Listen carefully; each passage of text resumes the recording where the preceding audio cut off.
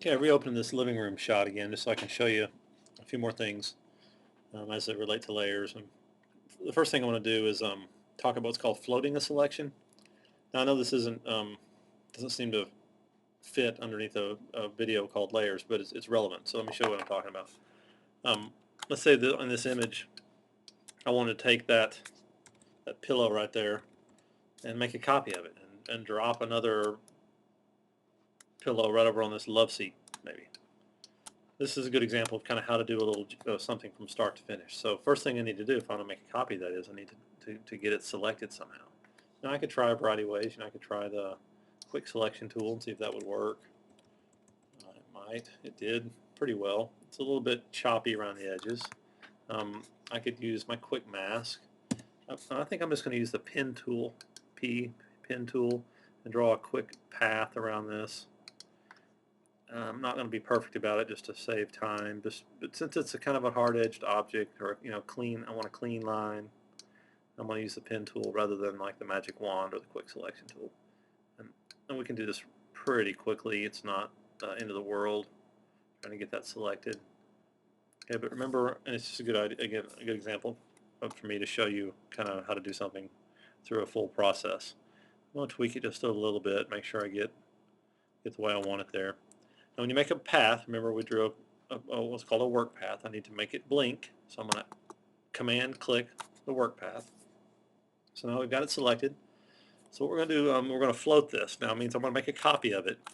Now you could copy paste it. You could go to edit, copy, edit, paste, and when you do this, it creates a new layer with your pillow on it. All right, there it is. Move around, do whatever I want to do with it. And that's just what I'm going for here. But rather than doing it that way, let me go back to over to my work path, load it back in. I mean, after all, copying and pasting is two moves. It is edit, copy, edit, paste, or Command C, Command V. And why do something in two moves if we can do it in one?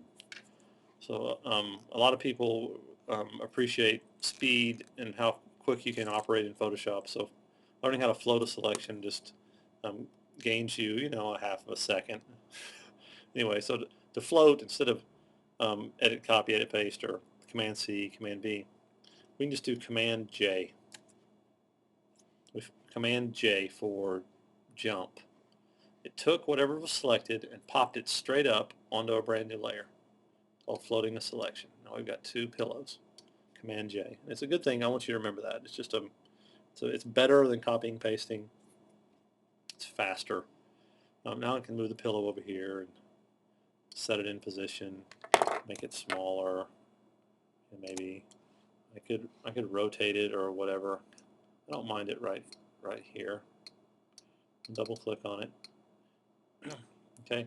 Now we need to make that pillow look more real. It's kind of sitting over there, but it doesn't have a shadow on it.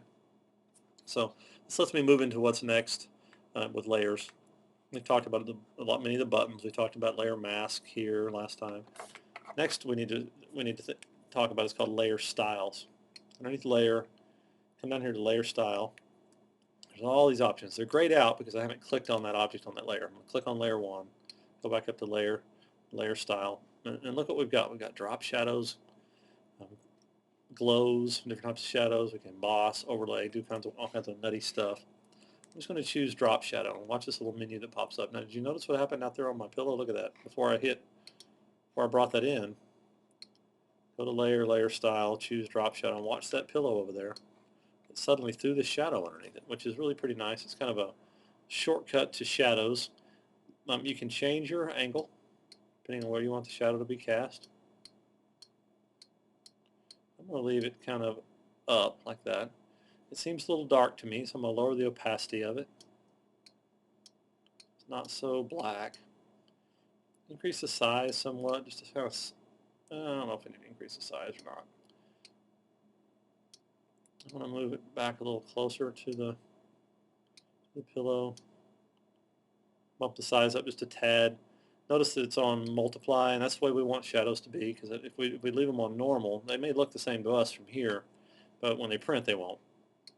If you put it on multiply, it lets the color of the fabric that shadow is cast upon to blend with the shadow itself, which is a real thing. You know, it's the way shadows look.